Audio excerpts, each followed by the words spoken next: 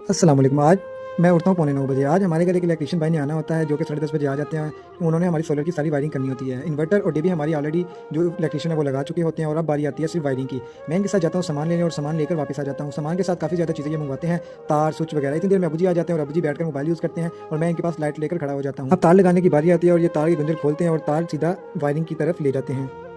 तार लगाने की शुरुआत ये इन्वर्टर के आगे से करते हैं क्योंकि इन्वर्टर से ही हमें टोटल लिंक देना होता है। ये अंदाज़ा लगाते हैं कितनी तार कितनी रहेगी, फिर ये क्लियर ठोकते हैं। अभी हमारे दरवाजे के ऊपर वाली साइड पर पहुंच जाते हैं और इतनी देर में अबू जी मुझे कहते हैं कि मैंने एक नंबर सेव करवाना है। मैं उनका नंबर सेव कर देता हूँ। अब ये भाई हमारी बैठक में पहुंच जाते हैं क्योंकि हमने भी इस कमरे का बल्ब और पंखा करवाना होता है।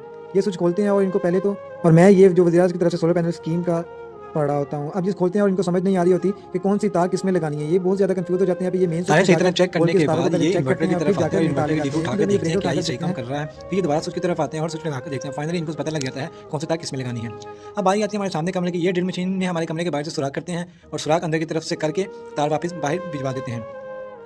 हमारे कमरे के बोर्ड के ऊपर भाई जानिब सुराख होता है जिसमें काफ़ी चीज़ें गिर जाती थी, लेकिन अब ये बोर्ड खुला है तो उमर फारूक की चीज़ें इकट्ठे कर रहा है। तो इसके पहले उम्मीद है कि काफ़ी ज़्यादा पैसे निकलेंगे, लेकिन पैसे सिर्फ तीनों पे निकले, बाकी ये चीज़ें निकली। लेकिन भाई कमरे की वायरिंग करने के बाद किचन की तरफ आ जाए और किचन के सुराख में से ये तार गुजारते हैं जो कि यहाँ से बाहर आ जाती है और किचन का स्विच चेंज करते हैं। पिछला स्विच ख़राब होता है और ये बोर्ड खोल रहे होते हैं और बोर्ड खोलने के बाद हमारा पहला स्विच ख़राब होता है, उस स्विच को चेंज करते हैं और स्विच हमारा फ्री होता है जो काफ़ी अर्से से फ्री ही रहता है। ये जैसे मैं अपने हाथ में लेकर टच कर रहा था। अब टाइम हो जाता है 1:32 और ज़ोहर की नमाज़ का टाइम हो जाता है और मैं नमाज़ के लिए चला जाता हूँ। मैं उमर फारूक से भाई की चाबी मांगता हूँ और अपने इलेक्ट्रीशियन भाई के लिए कुछ लेकर उमर फारूक को वहाँ से रवाना करता हूँ। पहले समोसे वाले की शॉप पर जाते हैं, वहाँ 100 रुपये के समोसे लेते हैं। मैं उमर फारूक को एक लेज़ की चिप्स का पैकेट लेने के लिए भेजता हूँ। उमर फारूक आते हैं और उमर फारूक को बाइक देकर यहाँ से रवाना कर देता हूँ।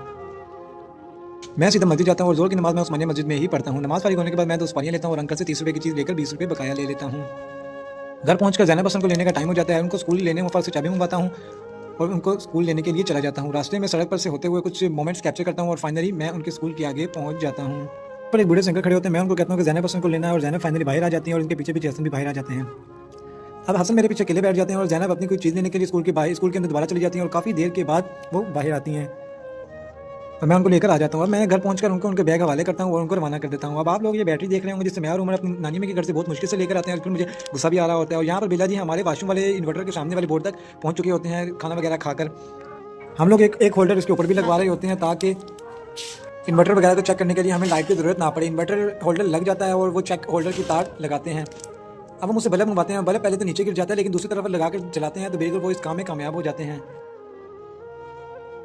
अब बारी होती है फाइनल सिर्फ सोलर इन्वर्टर के साथ इसका लिंक देना होता है। ये हमारी अर्थ की तार है जिसमें अर्थ वाले अभी आएंगे और वो अर्थ देकर जाएंगे। वो इन्वर्टर के ऊपर वाला डिपो खोलते हैं और सारे कनेक्शन कर देते हैं।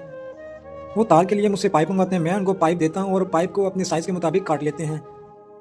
अब जो सारी स्ट्रगल हो रही होती है वो सिर्फ इस बैटरी के लिए हो रही होती है क्योंकि बैटरी फिक्स करवानी